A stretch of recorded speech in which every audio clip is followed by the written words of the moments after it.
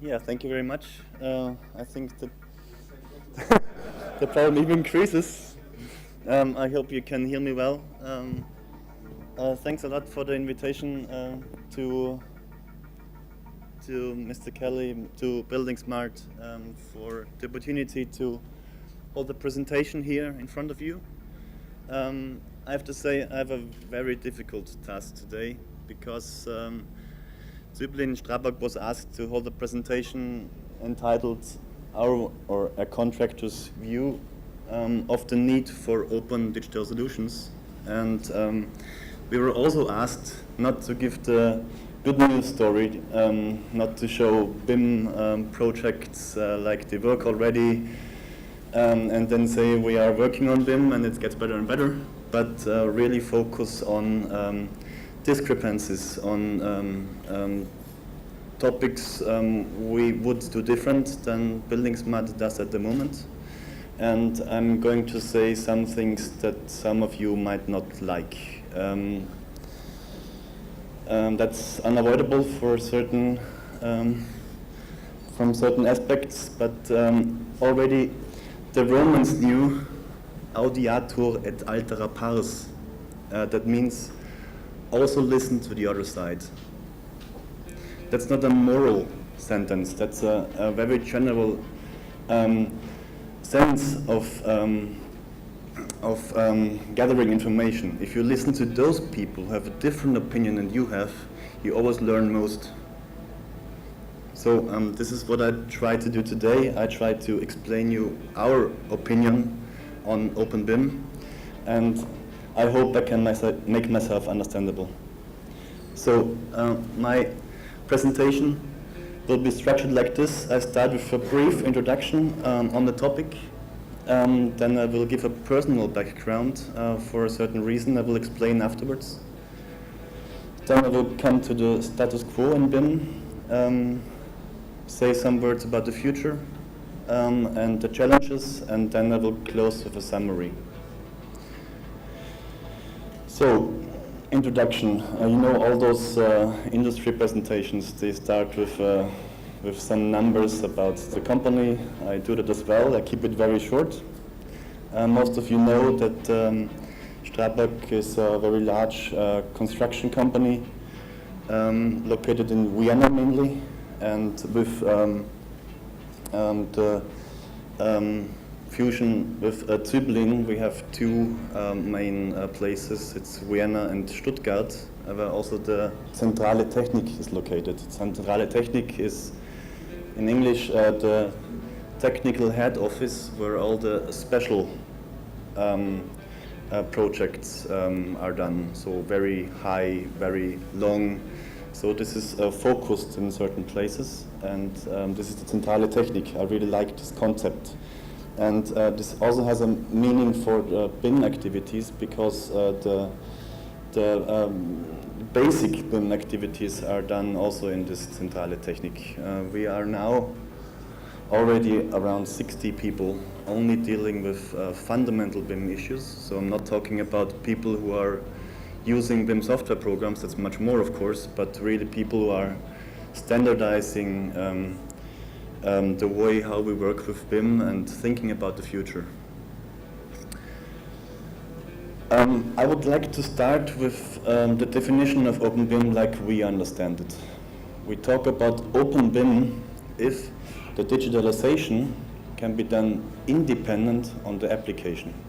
So if somebody wants to digitalize a window, for example, in OpenBIM it does not have to think about how this window is going to be used, not in which planning phase, not with which software program.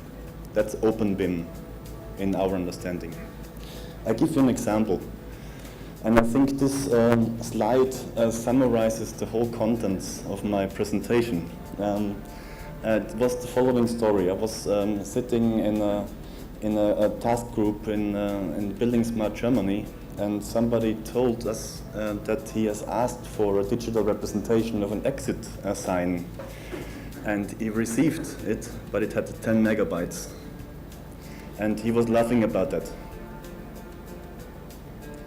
But that's what is quite embarrassing, in my opinion, because if we are not able to work with 10 megabytes,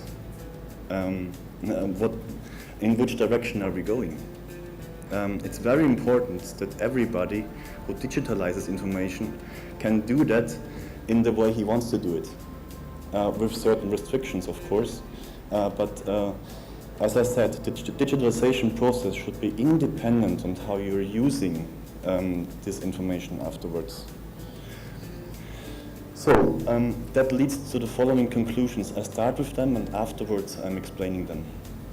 In my opinion, in our opinion as well, the strategy Building Smart is going for in IFC is not the right basis for OpenBIM. IFC cannot be used for OpenBIM in the way how it is structured at the moment. Why? Because it's not application independent. IFC is excluding classes for kernel functions. There's no standardization process going on for the kernel functions. That means as soon as you are describing an object, you always have to keep in mind which software program is using it. As soon as it gets a little bit more complicated, of course, than the very simple case.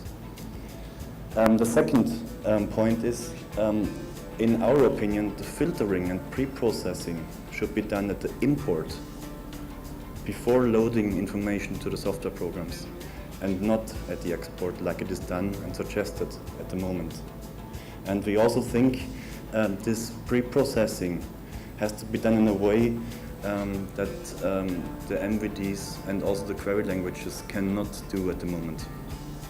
So we need different concepts than that.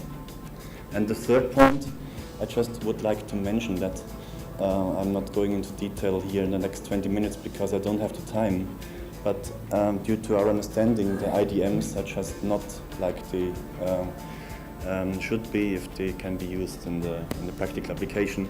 The reason is that you cannot standardize construction processes at all. That's our opinion. So now I'm trying to explain them. And I go to an easier topic first. And that's my personal background. I'm not a construction engineer. I'm also not an architect. I'm a physicist. I have worked in a master thesis in experimental quantum mechanics. We have captured atoms, we have cooled them down, we have analyzed the molecular dynamics. That was my master thesis. I changed then to a more application-related topic in quantum physics. This is photovoltaics. Photovoltaics is materials that generate electricity from irradiance, so from sunlight. And we analyzed applications in the building facade. That's not a very easy task for certain reasons. They are not just batteries that create some electricity. As soon as they are irradiated, they work in a far more complex way. And for this reason, we had to write computer programs for that. We did that. The video doesn't work. That's unfortunate. What you would see is the time dependence of the radiation and the shading on the facade, which has to be considered when you do calculations how to interconnect those photovoltaic models with each other. So what you have to calculate is the irradiance, the temperature, you have to calculate the electrical behavior of the photovoltaic cells, and then you have to interconnect them, and this was the contents of my PhD thesis, to write programs to analyze photovoltaics and facade applications. For those of you who are more familiar with IT, this has not been done with Windows programs and not been done with single computers, but we used multiprocessing units. This is one example. They are around 50 times faster than normal computers. We used Linux, Bash, AWK. So that gets important afterwards. We managed to box everything. That means we just had to press certain buttons to to make everything work. Although the calculation lasted 1 week with 200 computers in parallel, we managed to have everything set up very fast. The only thing that did not work was the geometry creation, because it's a very difficult process to set up a geometry from the command line. Yeah. So we thought, okay, let's use geometry creation tools for that. And so we came to the CAD software programs, and we came a little bit more in the BIM direction. So first we were using the APIs of the CAD software programs. It was very bad that we had to program 4 or 5 different of those plugins to create the geometry, but this was not the main issue. The main issue was the updates of the software programs. As soon as we had finished the plugin, then there came an update and the plugins didn't work anymore. It reminded a little bit of the Enigma story and the Turing bomb. So always if you have a small change, then you have to again work. Yeah.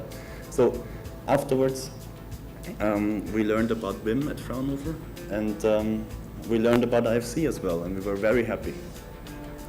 We don't need to address the API anymore. We only need one format.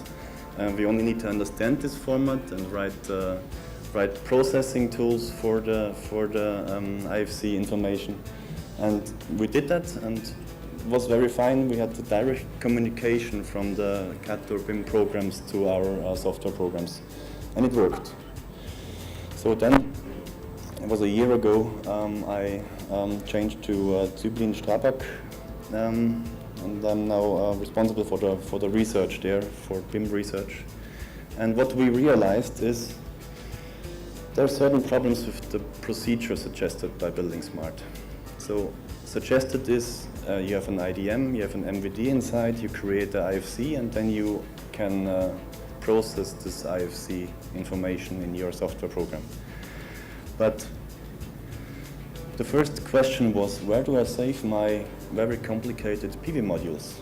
If I save them in the BIM software tool, yeah, you have the problem that those who are dealing with visualization, with the geometry creation and so on, they don't want to have all the details. They don't want to have a detail like this here. But actually this is what we need to do the calculations. So where do we save this information? This was the first question. The second question was, where do we save the results of the calculations? So the interconnections, the cable ways. Yeah, you would need to include the ways where the cable go from one PV model to the next inside your BIM model, and then you have a model of 10 gigabytes and you cannot handle it anymore. So that was the first question, and we realized that the way how Building Smart suggests the interoperability of the BIM software programs leads to the fact that you always have the worst chain elements deciding the upper LOD limit. Another problem. I know that there are certain ways to solve this issue, but they didn't really convince us. So what we are suggesting, to make it short, is this. So you have your information digitalized somewhere in open format, independent on the application. And then what you do is to process information before you load it in certain software programs. That has many advantages. First, you only have to load the information to the software program that the software program needs. Yeah. If you need to do a visualization, you do that. If you need to do a cost analysis, you do that. But you never have the cost properties inside the visualization tool. Yeah. What you need to do, though, is you need to do 3 things. The first task is you really need a complete format for that. Complete. The second task is you need the pre-processing tools, and this is a more difficult task than you might imagine from the first guess. Especially it has to include an automated LOD reduction. because you only want to have one version of your object, because it has to be independent on the application. Yeah. And you need tools to recombine the changed information on your central database. That's the 3 different tasks you have to do and standardize, and this is why we also need the help of Building Smart there. And just give you an example what a pre-processing unit should be able to do. I said MVDs and query languages are not sufficient to do that. What we need here, for example, is remove all objects that are not shading relevant. You won't have a property if every object I am not shading relevant. Or only keep the contour for every object that is shading relevant. You don't have that. It's not a property. You have to calculate it. You have to analyze the geometry. You have to process it. You have to do certain calculations, and then you exactly get the kind of objects you need before you load it inside your software program. This is the way how you can achieve that the centralized data can have a petabyte. It doesn't matter, because you're only loading 150 megabytes into your software program, whatever you want to do. Maybe it's 300 megabytes, but you have no limitation of digitalization. And what Building Smart is suggesting at the moment, sorry for being honest, but as I said, it should lead to discussions, I hope. If you are working with the IDM MVD approach, you always limit the digitalization process, because you're always dependent on what software programs can do, and they will never be able to address 1 petabyte of information. So many people during the last days also said with using express schemes we are not going in the direction other industry sectors go. We need linked data. I'm afraid that the linked data discussions were a little bit different than I expected, I have to say. We want to do different things with RDF and with OWL. What we want to do is to get rid of data redundancy. What our main goal is to have one window description for 50 different construction projects, but one window definition. So they all link to the same. They all link to the same window definition. You don't have to save the same window 5 or 50 times. Then, in the long term, we're also looking in this direction already. Web 4.0. We don't want to have templates anymore. At the moment, if you define a window, you have to define in advance how the window should be defined, how the window should be structured, and so on. We don't want to have that anymore, because we analyzed it, we tried that. We saw that you always have objects that are in between. You are never able to define the structure, how to define a certain object in advance, because afterwards you always have objects that do not fit inside. This is Web 4.0. This is already done in other industry sectors, so the construction industry is quite far away from that, you could say.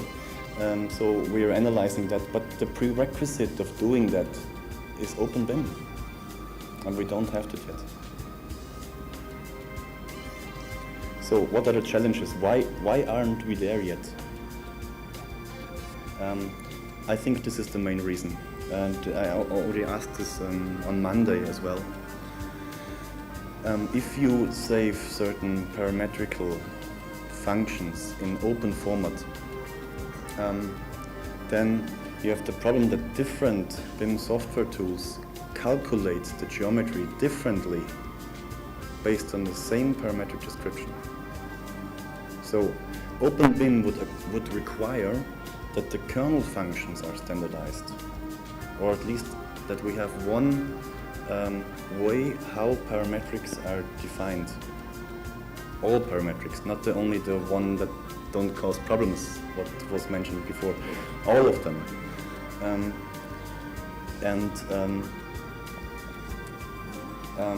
It would be very good if we could include it in IFC and in BSDD. So, for example, if you are if you are rounding an edge, this has to be done with this function. If this is an IFC class or is standardized in IFC, that would be very, very helpful on the way to OpenBIM. So I also wrote here, that doesn't mean that the BIM software vendors are workless in the future, because they're providing the graphical user interface to be able to handle the data. But they're not responsible for the data management anymore. We want to get rid of the silos. That's our purpose. So that also means what has been abandoned at the beginning when going from STEP to IFC has to be redone again.